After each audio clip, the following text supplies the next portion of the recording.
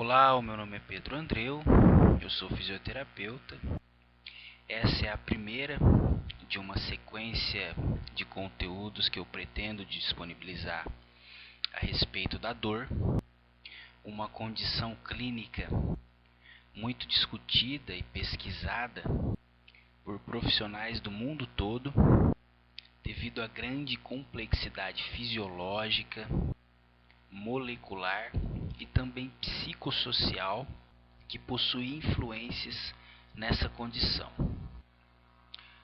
Nessa aula de número 1, será abordado um conteúdo introdutório quanto à fisiologia e à fisiopatologia, por meio do qual os mecanismos nociceptores podem ser estimulados, dando origem à dor. Para poder acompanhar melhor o conteúdo dessa aula, é importante que quem esteja assistindo tenha familiaridade com alguns conceitos e terminologias da fisiologia e também da anatomia. Bom, para começar essa aula eu faço a seguinte pergunta: por que dor tem esse nome? Dor. Por que dor é dor? Bom, para entender a gênese da palavra dor, é preciso traduzi-la para o inglês, cuja leitura se diz pain.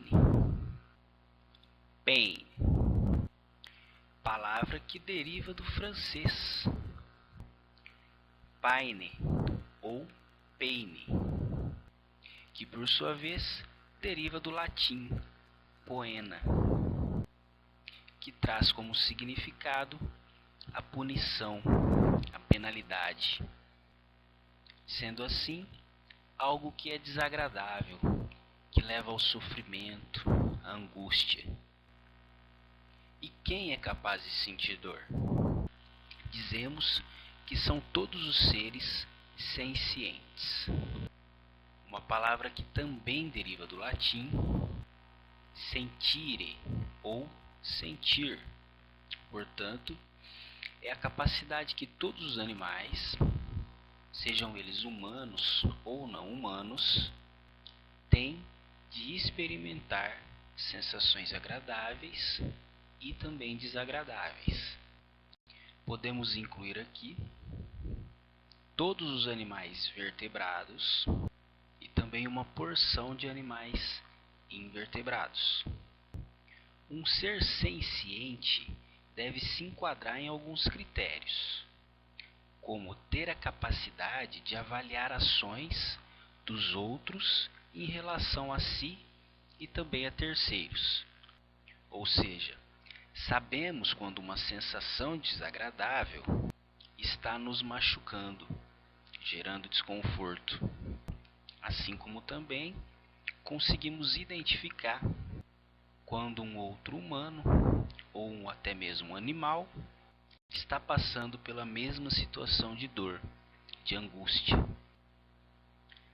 Ter memória de suas ações e reações, o que nos faz avaliar os riscos. Por exemplo, fui fritar alguma coisa na frigideira e não tampei a panela. Então jatos de gordura alcançaram meu braço, que me levou a ter uma reação de dor, por consequência uma reação de proteção, como por exemplo recolher o braço. E isso me levou à condição de avaliar os riscos. Sendo assim, toda vez que eu vou fritar algo, eu tampo a panela. Também é possível, ou melhor, é preciso que os seres sencientes sejam capazes de sentir dor, medo, prazer e também outros sentimentos. E além disso, de um ponto de vista fisiológico, é preciso que esses seres possuam um conjunto de vias nervosas. A dor é definida, segundo a Associação Internacional para Estudos da Dor, como uma experiência sensorial e emocional desagradável, associada a um dano tecidual real ou potencial, ou seja, uma lesão celular, um risco iminente para isso acontecer. No entanto, nem sempre essas duas condições precisam estar acontecendo, pois a ciência consegue reforçar cada vez mais a origem de uma dor sem que necessariamente uma lesão esteja ocorrendo. E isso pode acontecer devido a uma série de alterações neurofuncionais dentro de um campo biomolecular, o qual envolve a ação de neuromediadores, neurotransmissores e vários tipos de comunicações sinápticas. Em uma aula posterior, será abordado esse tipo de dor de uma forma mais complexa. Bom, para que a dor ocorra, é necessário que ela seja interpretada pelo sistema nervoso central, constituído pela medula espinhal e pelo encéfalo. Para que isso ocorra, é necessário que a percepção de estímulos nocivos originados da periferia, seja ele o tecido tegumentar, a musculatura esquelética, ossos, músculos, tendões, órgãos viscerais, seja transmitido por meio de vias aferentes até o sistema nervoso central, mais especificamente no corno dorsal da medula espinhal, que por sua vez faz sinapse com neurônios de segunda e de terceira ordem que vão acender a informação até núcleos específicos do encéfalo. Bom, se tomarmos como exemplo o tecido tegumentar, é possível identificar vários tipos de receptores sensoriais, como os discos de Merkel, os corpúsculos de Patini, de Meissner e as terminações não encapsuladas. Mas basicamente, além de todos esses nomes que foram atribuídos como uma homenagem aos pesquisadores que descreveram esses receptores, podemos dividir esses receptores basicamente em dois tipos: os que possuem terminações periféricas encapsuladas e os que possuem terminações periféricas livres. Os receptores sensoriais para a dor pertencem a este segundo grupo de terminações nervosas. E com relação aos axônios desses receptores, podemos dividi-los quanto à sua composição, ou seja, presença ou não da bainha de mielina, e quanto ao seu calibre, grossa, média ou fina. Os nervos sensoriais cutâneos, que transmitem informação de tato, de vibração e de pressão, são classificados como a alfa e a beta, com axônios de grosso e de médio calibre, e sendo constituído por bainha de mielina, possuindo velocidades de condução de até 120 e 72 metros por segundo, ou seja, são muito velozes. Já as fibras sensoriais responsáveis pela dor são classificadas como sendo do subtipo A delta e C, onde a fibra A delta possui um axônio de fino calibre, porém constituído por bainha de mielina. No entanto, sua velocidade de condução é lenta, alcançando até 36 metros por segundo. Já as fibras C também são de fino calibre, não são constituídas de bainha de mielina, portanto são amielínicas, o que as leva a ter uma velocidade de condução muito mais lenta, de aproximadamente 2 metros por segundo. Como já foi bastante mencionado nos slides anteriores, os receptores sensoriais da dor são chamados de nociceptores ou nocireceptores, termo que também deriva do latim nocere, ou seja, nocivo, algo que causa dano, que agride. Podemos classificar esses nociceptores de acordo com o estímulo qual são sensíveis. Portanto, temos receptores sensíveis a estímulos térmicos, mecânicos, polimodais, muitos ou vários modos, sendo estimulados por estímulos térmicos, mecânicos, químicos, e os receptores silentes ou silenciosos, encontrados nas vísceras, onde agentes químicos reduzem seu limiar de ativação, levando à hiperalgesia secundária ou às síndromes dolorosas. Bom, os nociceptores estão presentes em todos os órgãos: tecido tegumentar, complexos ligamentares, ossos, músculos, órgãos viscerais, dentes, coração, vasos sanguíneos, apenas para citar alguns. Sabemos então que os nociceptores possuem terminações nervosas livres.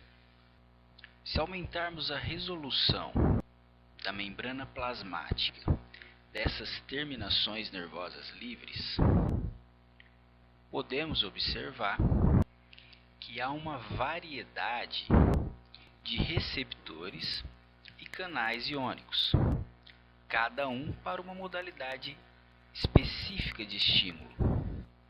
Bom, vamos lá.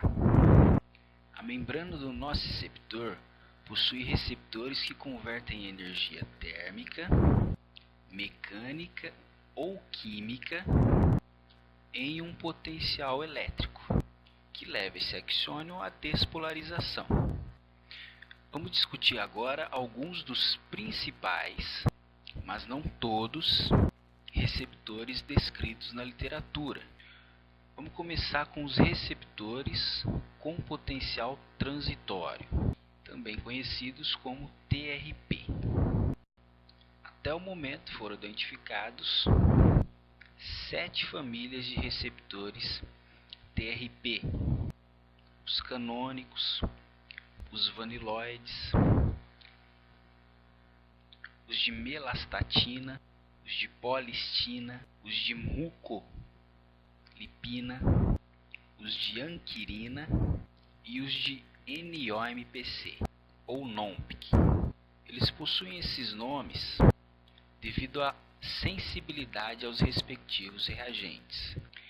Cada receptor ou cada família dos receptores TRP possuem outras subunidades, como os receptores TRPV, que podem ser de até 6 tipos, os receptores TRPML,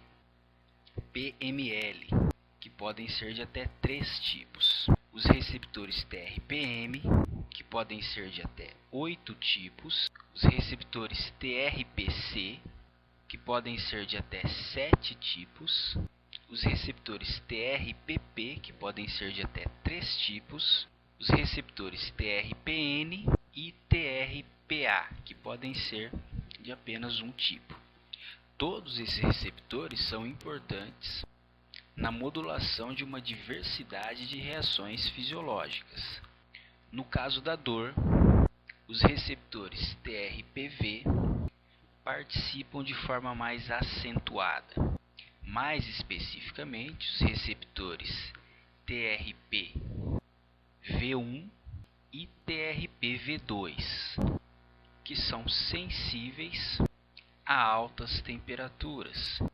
No caso, os TRPV1 são estimulados com temperaturas próximas a 44 graus Celsius e os TRPV2 são ativados com temperaturas próximas a 51 graus Celsius, assim como também os receptores TRPM e TRPA podem ser acionados, ou melhor, são acionados, nos casos de baixas temperaturas, como o receptor TRPM8, que é ativado em temperaturas próximas a 25 graus Celsius, e os receptores TRPA1, que são ativados por temperaturas próximas a 17 graus Celsius.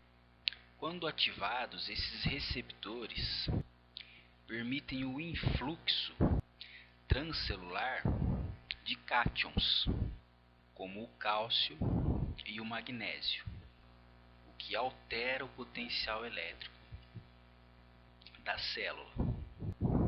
Outros receptores TRP podem atuar modulando ou ativando de forma indireta outros receptores presentes no nociceptor, como por exemplo o TRPV3, que está presente nos queratinócitos e pode ativar de forma indireta os receptores TRPV1, levando à sensação de dor.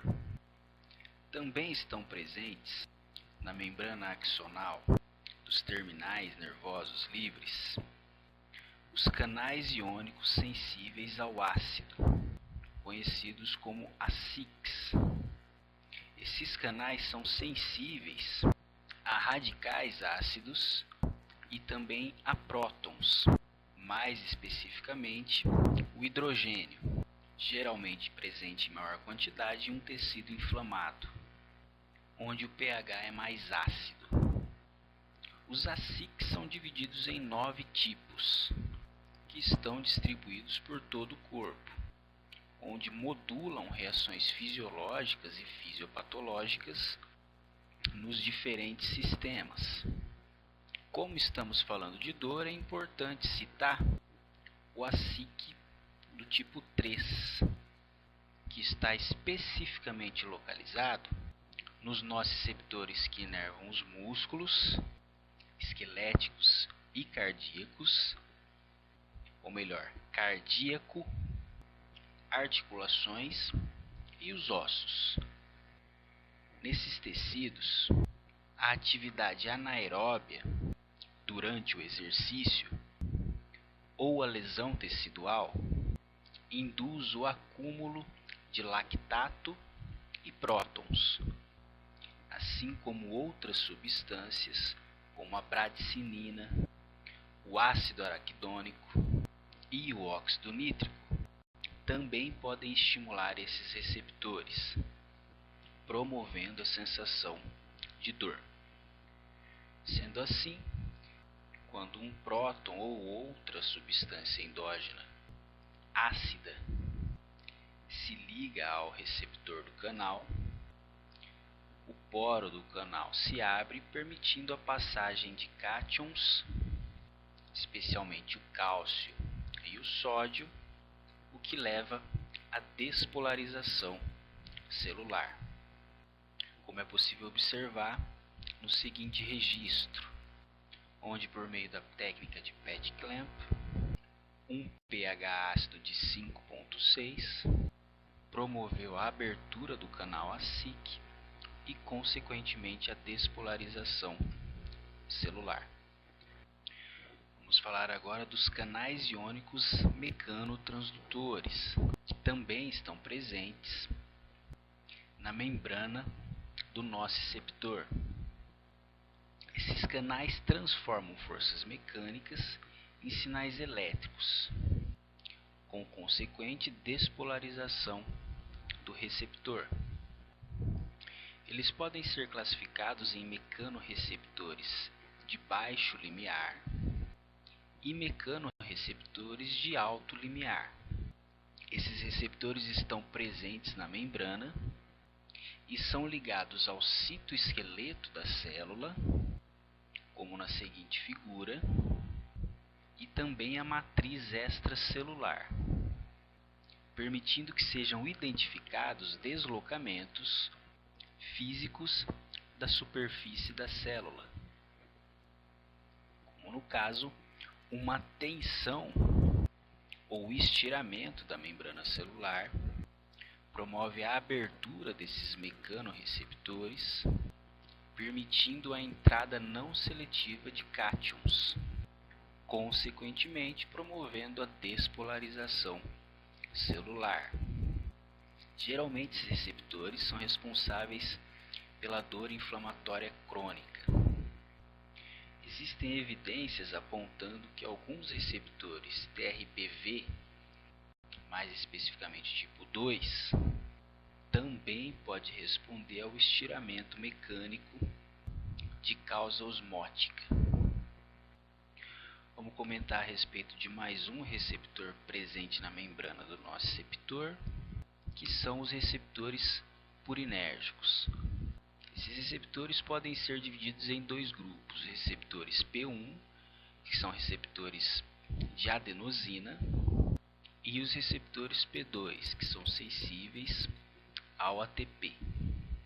Mas como assim receptores sensíveis à adenosina e ATP? Bom, quando se tem uma lesão celular, todo o ATP contido na célula é extravasado para o meio extracelular. Esse ATP, por sua vez, pode ser desfosforilado em ATP, em ADP, AMP e adenosina, sendo esta degradação realizada por ectoenzimas presentes no meio extracelular, assim como essas moléculas podem não ser degradadas e permanecer como ATP. Bom, os receptores P1 podem ser subdivididos em 4 tipos: receptores A1, A2A, A2B e A3. E os receptores P2 para o ATP podem ser divididos em P2X e P2Y. Os receptores P2X são canais iônicos não seletivos, enquanto os receptores P2Y são acoplados à proteína G, portanto são metabotrópicos. Os receptores P2X são subdivididos em outras 7 subunidades e os receptores P2Y em 8. No caso da dor, os receptores P2X2 e P2X3 são os mais influentes, estando presente no terminal periférico do nociceptor. Deste modo, como na seguinte exemplificação, o receptor P2X, que é um canal iônico não seletivo, é estimulado pelo ATP, que por sua vez permite o influxo de cátions, mais especificamente o cálcio e o sódio, para o meio intracelular, promovendo deste modo a despolarização do nociceptor. Na seguinte ilustração, podemos observar uma síntese do que foi mencionado até o momento. Então, os receptores TRPM8 são sensíveis ao frio, os receptores purinérgicos, mais especificamente o receptor P2X, mas também os receptores P2Y, podem ser estimulados pelo ATP e também por estímulos mecânicos, enquanto o pH ácido ativa os receptores do tipo ACIC e também podem estimular os receptores TRPV1, que são estimulados pelo calor, aproximadamente 44 graus Celsius, que também podem ser estimulados de forma indireta pelos receptores TRPV3 presentes nos queratinócitos. No próximo conteúdo, que será a aula 2, daremos continuidade ao assunto, mas será abordado o modo como esses sinais nocivos, por meio de seus aferentes, alcançam o corno dorsal da medula espinhal. Até o momento foram utilizadas as seguintes referências: